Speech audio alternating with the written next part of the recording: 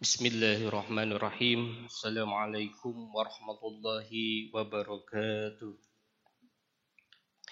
Alhamdulillah, la khala wa la quwata illa billah. Asyhadu an la ilaha illallah wa asyhadu anna Muhammadan abduhu wa rasuluh. Qala Allah ta'ala bil Qur'anil Karim. A'udzu billahi minasyaitonir rajim. Bismillahirrahmanirrahim. Summa la tus'aluna yawma idin 'anin na'im. Al-ayah. Alhamdulillah, pertama-tama kita panjatkan puji dan syukur kehadirat Allah Subhanahu wa taala atas nikmat yang telah Allah berikan. Nikmat iman, nikmat Islam, dan nikmat sehat. Salawat serta salam kita curahkan kepada Nabi Muhammad sallallahu alaihi wasallam, pada keluarga, sahabat, tabi'in, tabi'ut tabi'in, serta kepada kita selaku umatnya. Hadirin jamaah zuhur yang dimuliakan oleh Allah. Alhamdulillah, Allah masih memberikan kesempatan kepada kita untuk bisa melaksanakan sholat zuhur berjamaah. Mudah-mudahan sholat zuhur berjamaah ini menjadi amalan yang terbaik hari ini dan yang nanti akan pertanggungjawaban di yaumul hisab kelak. Jamaah duhur yang dimuliakan oleh Allah, insya Allah pada kultum siang ini izinkan saya menyampaikan materi berkaitan tentang nikmat kita akan ditanya. Dalam ayat At-Takasur ayat 8 yang suka kita baca setiap waktu sholat, atau mungkin yang suka imam baca dan didengarkan oleh kita, ayat terakhirnya summa latus aluna yauma idin anin naim. Allah Subhanahu wa taala berfirman, kemudian pada hari itu kalian benar-benar akan ditanya tentang nikmat. Kan ayat At-Takasur ini berkaitan dengan bermegah-megahan. Ayat terakhirnya Allah itu menyampaikan bahwa benar-benar kalian akan ditanya tentang nikmat itu. Ayat ini sering kita dengar ketika kita mungkin sholat berjamaah maghrib, isya ataupun subuh, ataupun yang sering Bapak bacakan pada waktu sholat fardu ketika munfarid. Dalam ayat ini ada satu riwayat yang ini menjadi perhatian yang harus kita sama-sama simak. Riwayatnya disampaikan bahwa diselipkan oleh beberapa ulama bahwa baginda Rasulullah SAW sering dilanda lapar. Beliau sering dilanda lapar karena tidak mendapati makanan. Ketika tidak punya makanan di rumah, maka beliau pun berpuasa.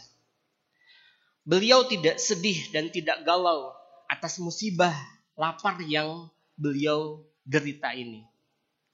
Kemudian pada saat ada sahabat yang mengirimkan kurma kepada beliau, bukannya bergembira, tapi beliau malah kelihatan sedih dan galau seraya mengingat kembali ayat ini. Summa latus aluna yauma idin anin naim. Kemudian pada hari itu kalian akan benar-benar ditanya tentang nikmat. Begitulah sikap Rasulullah SAW ketika mendapatkan nikmat. Kenapa seperti ini? Karena beliau menganggap bahwa nikmat yang Allah berikan kepada manusia, sekecil apapun itu akan dipertanggungjawabkan nanti di akhirat kelak. Ini disampaikan dalam kitab Dur al-Mastur karangan As-Suyuti, bahwa kenikmatan apa yang dimaksud adalah kenikmatan seluruh kelezatan yang ada di dunia. Sebaliknya, Allah Subhanahu wa taala tidak akan meminta pertanggungjawaban atas musibah yang dialami oleh manusia. Karena itu baginda Rasulullah tidak merasa sedih karena suatu musibah yang menimpanya, kelaparan yang dia derita tadi. Ketika kita mendengar riwayat ini, maka yang kita merasa dekat dengan Rasulullah, yang kita merasa tauladan kita adalah Nabi Muhammad Rasulullah Sallallahu Alaihi Wasallam, ini menjadi perhatian, Pak. Kadang kita sering amat sedih ketika apa? Ketika kenikmatan lepas dari kita. Sebaliknya, kita terlalu bergembira saat apa? Saat nikmat itu datang menghampiri kita. Kita lupa jika terhadap kenikmatan itu akan dimintai pertanggungjawaban kelak di akhirat. Terkait dengan nikmat pula ini, ada riwayat yang disampaikan oleh baginda Rasulullah Sallallahu Alaihi Wasallam, bagaimana yang dituturkan oleh Ibnu Mas'ud radhiyallahu anhu.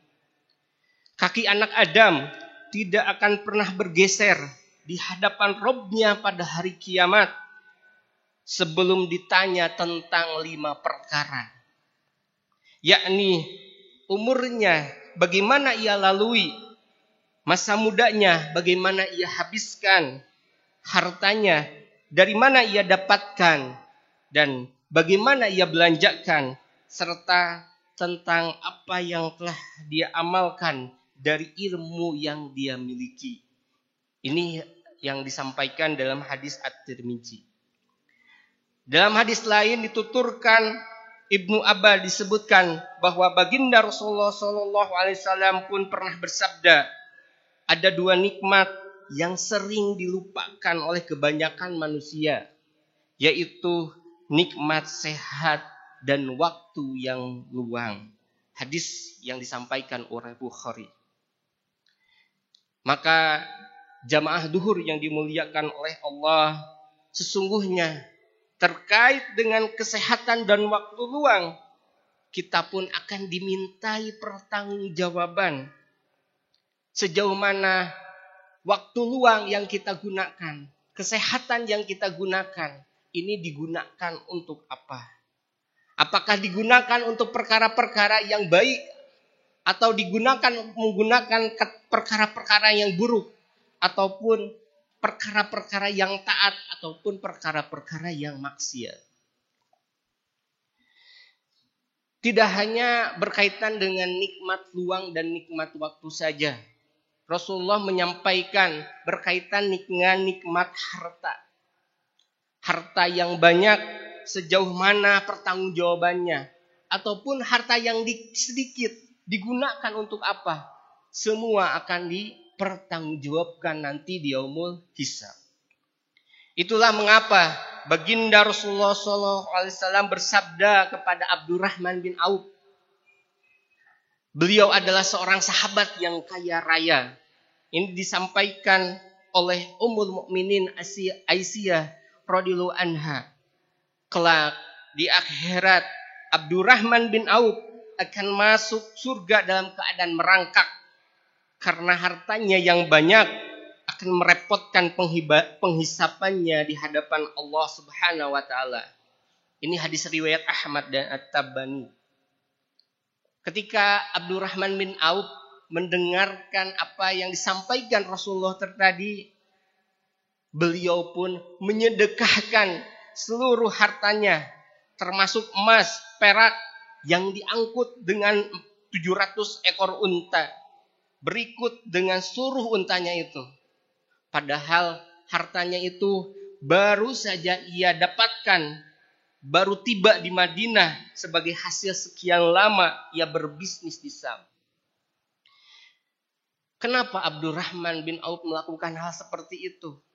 Karena beliau sangat khawatir atas lamanya penghisaban nanti di yaumul hisab, atas dirinya di akhirat kelak karena hartanya yang melimpah itu. Sebetulnya Abdurrahman bin Auf ini pernah juga ditegur oleh Nabi Muhammad SAW.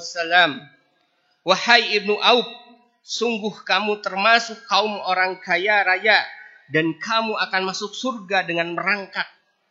Oleh karena itu, pinjamkanlah suatu pinjaman kepada Allah sehingga Allah membebaskan kedua telapak kakimu. Ini diriwayatkan dari Al-Hakim. Sejak saat itu Abdurrahman bin Auf ketika mendapat hartanya selalu dibelanjakan di jalan Allah.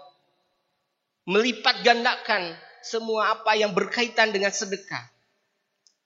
Pada saat itu juga beliau pernah menjual tanahnya sekitar 40.000 dinar atau melebihi 80 miliar. Lalu dibagikan semuanya kepada keluarganya, yaitu binti Jarrah, untuk seluruh kaum muslim, fakir dan kaum muslimin lainnya.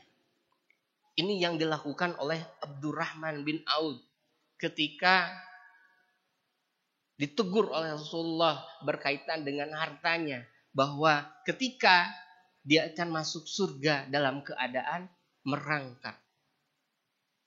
Maka ada 3 poin yang menjadi catatan pada saat kultum saat ini. Ketika kita mendapatkan nikmat yang Allah berikan, maka kita ungkapkan dengan lisan. Kita membaca alhamdulillah, bersyukur kepada Allah. Ketika bertasbih, ketika kita setelah melaksanakan sholat fardu, kita melaksanakan zikir, mengucapkan alhamdulillah setiap apa yang telah Allah berikan kepada kita. Yang kedua, nikmat itu gunakan dengan perkara yang halal, yang baik untuk menuju ketaatan kepada Allah. Bagaimana harta ini diupayakan untuk menjadi apa? Untuk menjadi nanti bekal di akhirat kelak. Jangan sampai tadi Abdurrahman bin Auf pun tidak mau hartanya nanti akan dihisab dan sampai ke surga pun merangkak. Maka kita sebagai seorang muslim ketika mendapatkan harta sepatutnya, ketika mendapatkan harta atas nikmat yang telah Allah berikan, gunakan kesempatan ini untuk sebaik-baiknya, belanjakan semua di jalan Allah dengan perkara yang baik dan taat kepada Allah. Yang terakhir, tetapkan bahwa kenikmatan ini berasal dari Allah, bukan dari siapa-siapa. Nikmat yang kita dapat, karunia yang kita dapat, nikmat sehat, waktu yang luang, harta, ini berasal dari Allah. Sehingga ketika kita meyakini kenikmatan ini datang dari Allah, maka kita selalu mengintrospeksi diri kita bahwa semua akan dikembalikan kepada Allah. Setiap ketika kita mati, semua tidak akan diangkut ataupun dikubur bareng-bareng dengan kita. Tetapi semua akan ditinggalkan. Yang akan kita tinggalkan adalah sebelumnya kita bahas anak yang soleh, ilmu yang bermanfaat, dan harta yang sedekah jariyah. Mudah-mudahan dengan kultum ini kita diingatkan tentang nikmat yang kita dapat dan kita pun berhati-hati dengan nikmat yang kita rasakan ini. Semua berasal dari Allah dan semua akan dipertanggungjawabkan nanti di yaumul hisab. Barakallahu li wa lakum. Assalamualaikum warahmatullahi wabarakatuh.